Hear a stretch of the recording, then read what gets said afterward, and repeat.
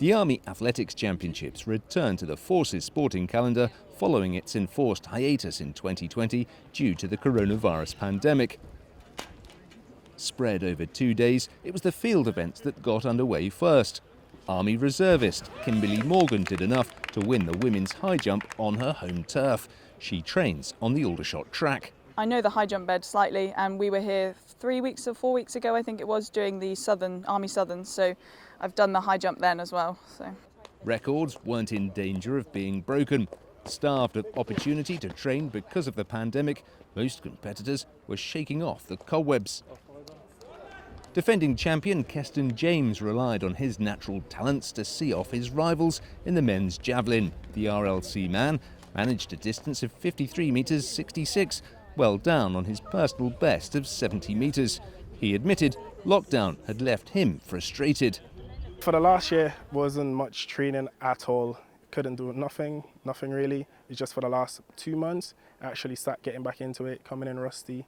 I know it's there, just putting it in and then getting good results. In the women's javelin, a familiar face from a different discipline. Fresh from starring for 7 stars in Netball Super League was Dee Bolokoro. The Fijian international displayed her athletic ability to win the event. Valuable points for the Royal Engineers women as the tournament moved onto the track.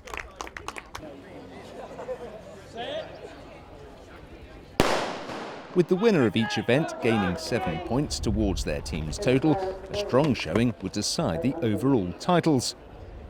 The Army Medical Services are blessed to have 2 queens of the track. Tilavoni Thakathaka blitzed the field, winning the 200, 400 and 100 metres, helping to propel them to the women's team title. And there was a winning return for England international DANNI Hodgkinson.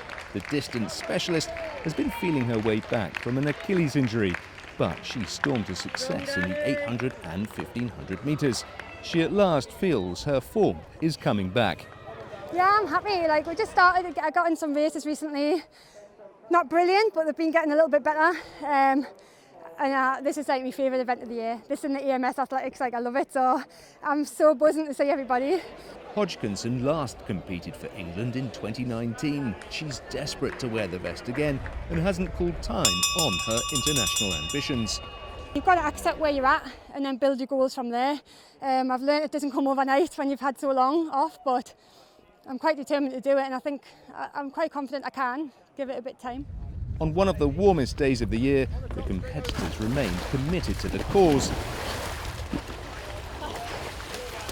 Hot on the heels of the AMS women's win came success for the RLC men. Max Walker cantered to victory in the 3,000-metre steeplechase to help his team to the title. He put the triumph down to the virtual races they held during lockdown. I think we've got a few good characters in the RLC sort of core that have really been pushing it over the past year. Obviously, a lot of virtual events were going on, and throughout that year, it was a good way for people to stay connected. And I think from that, it's blossomed. And now, as you see today, we're doing really well. In a fitting finale, the RLC put the gloss on a polished performance, claiming the men's 4x100 metre relay on the day they won their first men's title in over a decade. Julian Evans, Forces News, Aldershot.